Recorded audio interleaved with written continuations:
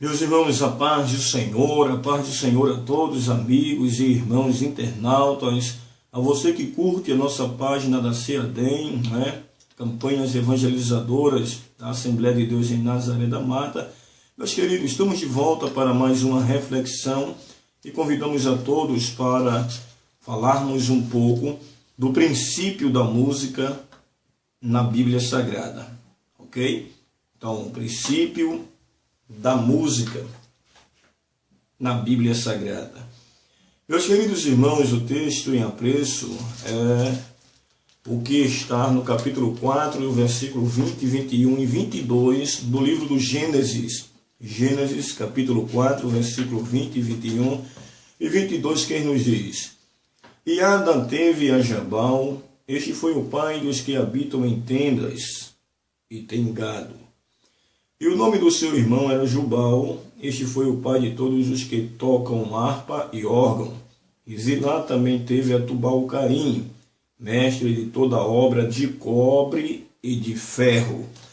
Meus queridos irmãos, baseado nestes versículos, nós queremos falar sobre esse princípio bíblico da música.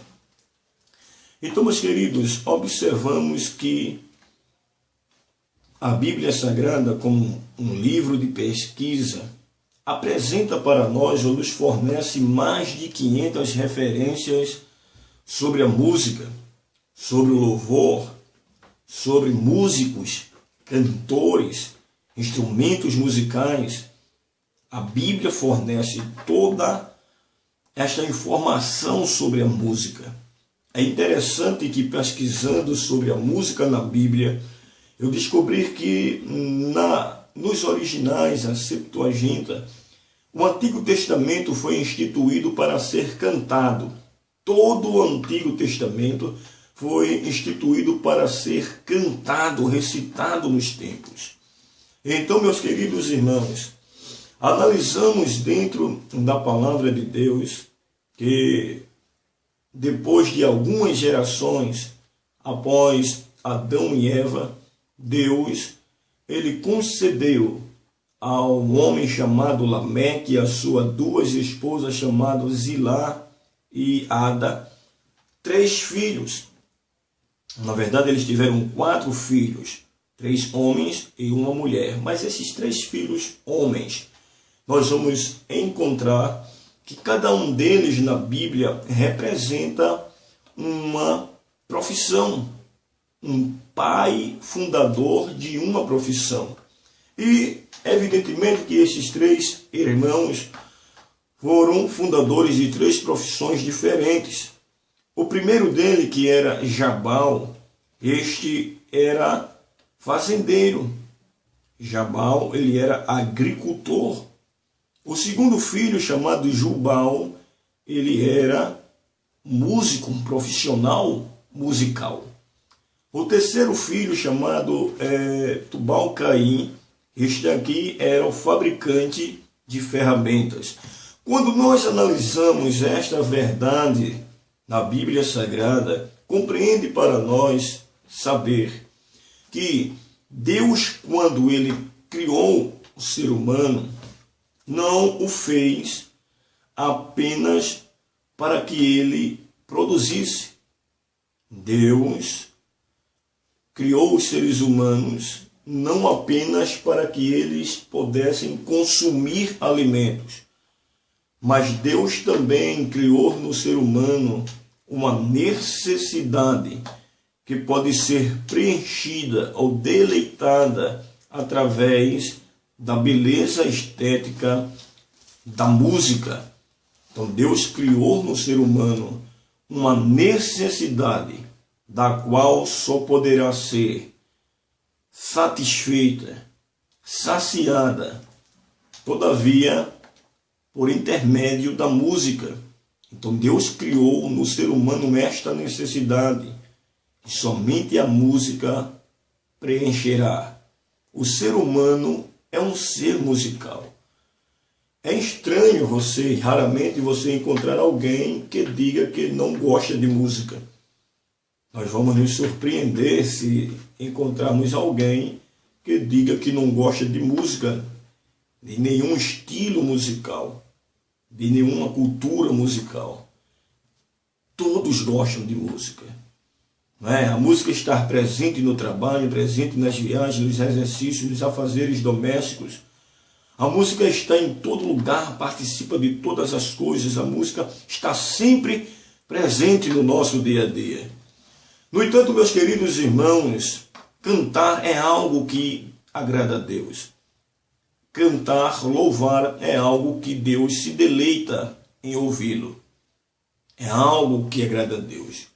Deus necessita tanto da música que o profeta Isaías, no capítulo 6, ele diz que quando o céu se abriu naquela revelação, ele viu os anjos ao redor do trono louvando a santidade de Deus. Então, no céu, o louvor é predominante e isto é importante para nós. Temos diversos exemplos na Bíblia, através do salmista, do profeta Isaías, quando Deus também convoca a natureza para louvar a Deus. Não é? Salmos 96, versículo 11 e 12, não é? Nós vamos encontrar que os céus e a terra são convidados a exaltar, exultem, se alegrem, jubilem ao Senhor. No Salmos 98, o verso 8, diz que os rios são convidados, não é? Os montes são convidados para baterem palmas, para cantar de júbilo ao Senhor. O profeta Isaías, no capítulo 35, versículo 2, diz: até mesmo o deserto florescerá e jubilará de alegria e louvará ao Senhor. Então a natureza louva, os animais louvam, cada um na sua espécie, eles louvam ao Senhor. Mas mais interessante e impressionante do que toda a natureza, todos os animais louvando a Deus, é o convite que Deus faz aos seres humanos para louvar o seu santo e bendito nome. Nós vamos encontrar que no Salmo 95, verso 1, assim diz o salmista: vinde e cantemos ao Senhor, com júbilo celebraremos o seu nome. O ser humano, ele é convidado a louvar o Senhor. Então, meus queridos, a música é um presente de Deus. É um presente que Deus dá aos seres humanos para satisfazer uma necessidade ou para complementar uma necessidade na vida do ser humano. Não é? Quantos de nós não fomos socorridos através de uma música? Quantos de nós nos choramos, não nos renovamos, não nos sentimos fortalecidos ao ouvir uma música? É bem verdade que cada um, eu, você, nós, podemos testemunhar do poder da música sobre a nossa vida e a ligação que ela tem em nos aproximarmos de Deus. Glória a Deus.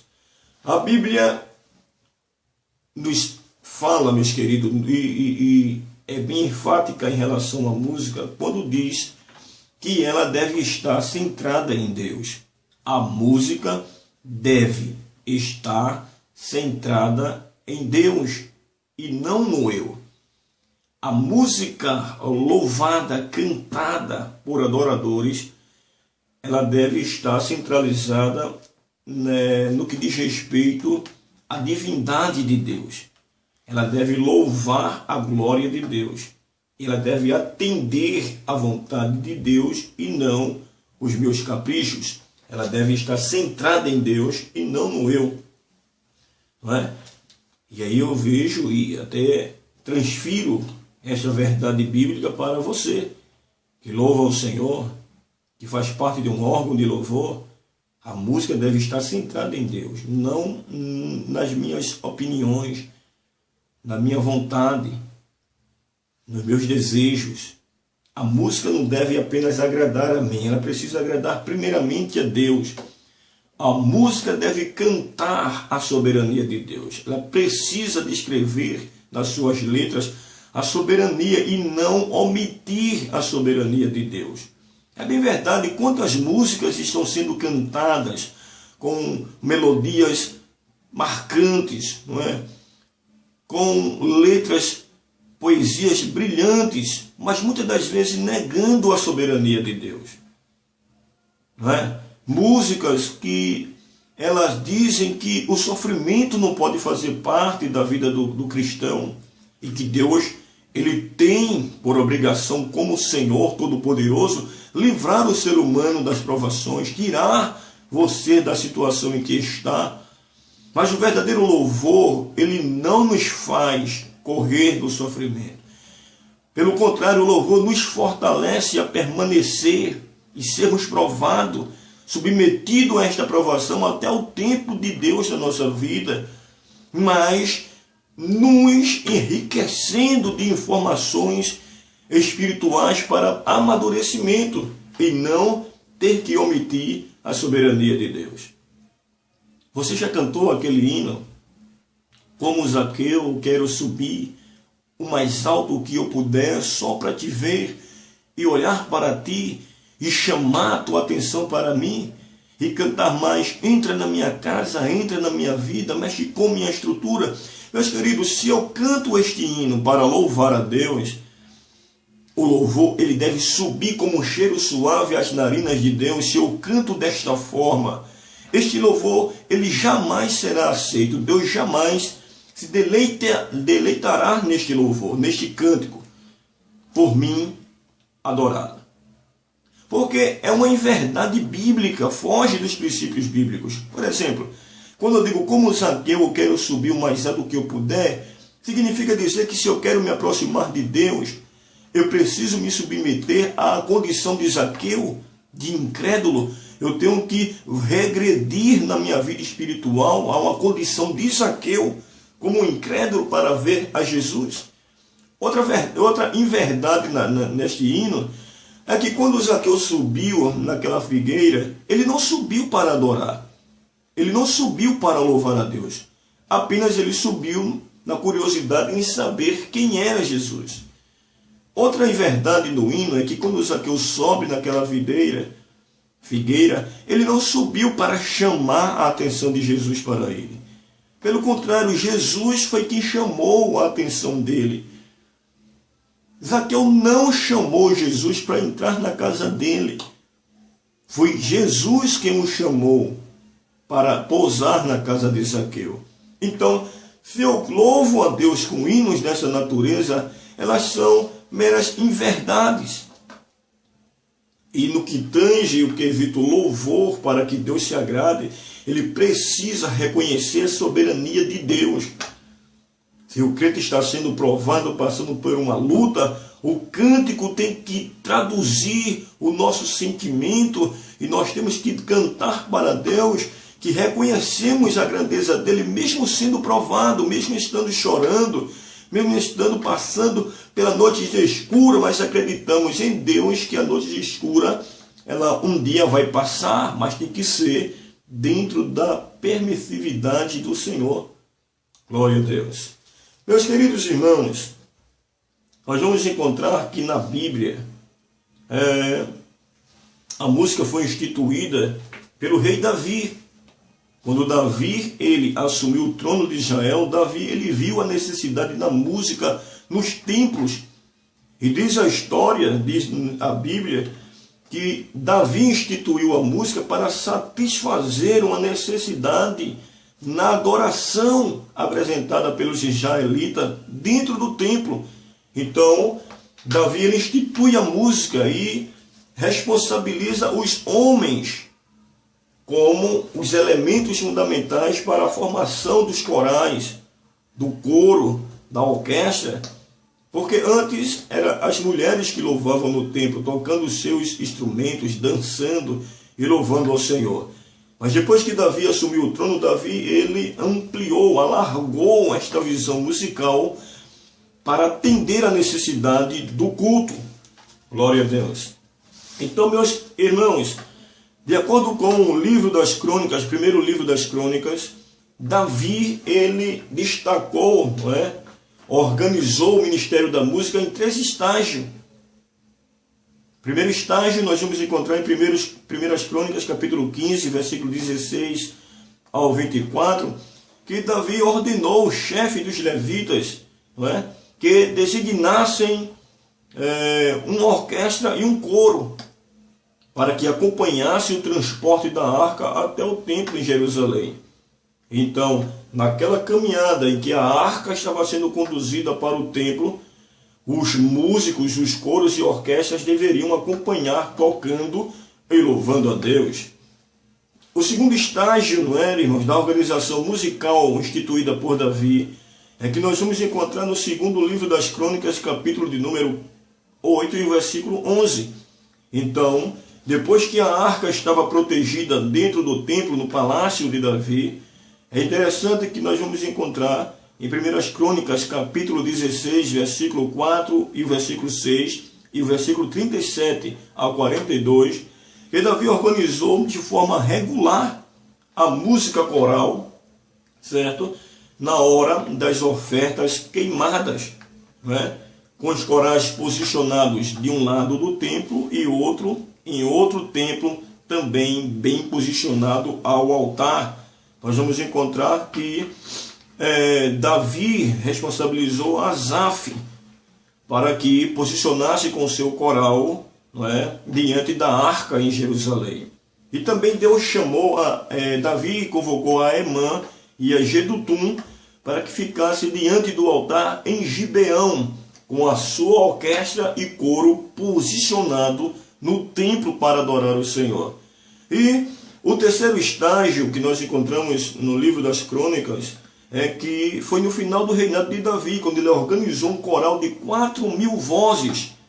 Não é? 1 Crônicas, capítulo 15, versículo 16, e o versículo 23, e o capítulo 23, e o versículo 5 de 1 Crônicas. Vamos observar que Davi convocou 4.000 homens para quando o templo fosse inaugurado por Salomão, eles se posicionassem para louvar.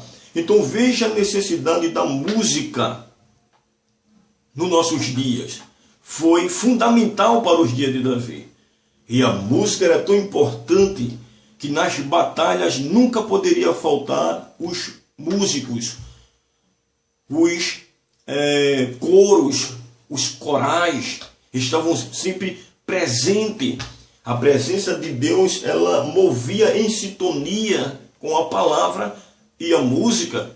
Capítulo de número 3, versículo 15 do segundo livro dos Reis, quando o rei de Judá e o rei de Israel desceram a peleja contra os amalequitas no deserto, faltou água para os animais, de repente o rei Acabe solicitou, através do rei de Judá, alguém que intervesse diante de Deus a saber daquela situação. E estava lá o homem chamado Eliseu, que deitava água sobre a mão de Elia. E quando ele foi chamado em respeito ao rei de Judá, ele disse: trazei-me um tangedor. O tangedor eram os músicos. Quando os músicos louvaram, ele disse: a presença de Deus veio a mim, e Deus me falou o que havia de ser feito. Fazei neste vale muitas covas. Então, meus queridos, o louvor estava sempre presente diante das pelejas.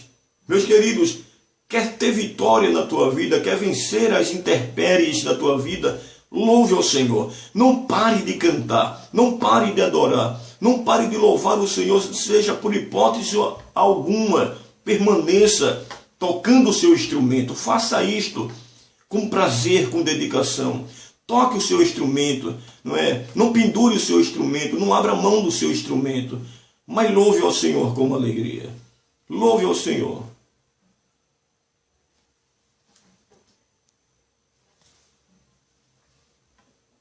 E Deus vai se agradar do teu cântico. Amém, meu querido? A música era muito importante, né? É interessante que a Bíblia fala que o ministério da música nos dias de Davi foi um ministério musical muito próspero, por várias razões, os quais devem ser compreendidas até o dia de hoje. Primeiro, os músicos levitas, meus queridos, eram homens maduros, musicalmente treinados. É interessante que Davi aqui, ele havia apresentado um homem chamado Kenanias. Ele era o chefe dos levitas. Ele passava 5 anos para capacitar o músico. para capacitar um componente do coral, do vocal, para louvar o Senhor. Havia todo este processo. Havia toda esta dedicação dentro do templo para que a música tivesse a sua perfeição, para que a música tivesse o seu preparo. Então louvamos ao Senhor com alegria. Louvamos ao Senhor de coração. Outra razão era que o ministério da música teve êxito, porque seus músicos eram espiritualmente preparados. Não é? A terceira e última razão era que os músicos levitas eram trabalhadores do templo. Viviam para louvar o Senhor.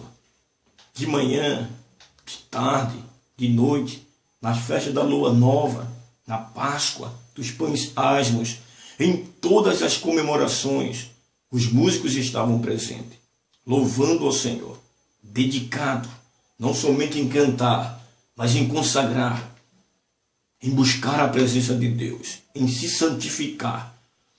E nós precisamos da música no nosso templo para compartilharmos da presença de Deus. Nós precisamos louvar a Deus com bastante perfeição, com bastante temor, tal como os sacerdotes deveriam ter a sua responsabilidade de se consagrarem para entrar no Santo dos Santos. O músico também tinha a sua responsabilidade de se consagrar para Deus se apresentar em meio aos louvores. Então, se você é um componente de um coral, componente de um órgão de louvor, você precisa saber que você precisa ter a sua preparação, para que quando você louvar, Deus se manifeste através do teu canto. Deus se manifeste através da música. Quando o templo de Salomão foi inaugurado, e Asaf louvou ao Senhor ali, a presença de Deus foi tão grande que o templo encheu de fumaça, os sacerdotes caíram no chão, e Deus se fez presente ali. Então, meus queridos, vamos louvar o Senhor. Não precisa você se inquietar com as novidades. Eu preciso de uma novidade da música de Eixo, da novidade de Fernanda Brum, de Cristina Mel, de Aline Barros, para colocar no meu conjunto, porque é novidade, porque eu preciso me destacar como um grupo que colocou as novidades musicais. Não! Louvar a Deus não é competir, louvar a Deus não é querer ser maior e melhor do que os outros. É preciso ter comunhão, seriedade para louvar de coração. Você não precisa buscar novidade, você precisa ter condição, quebrantamento de espírito para louvar e Deus se revelar. Que Deus nos ajude, que Deus nos abençoe em nome de Jesus e um ótimo final de semana.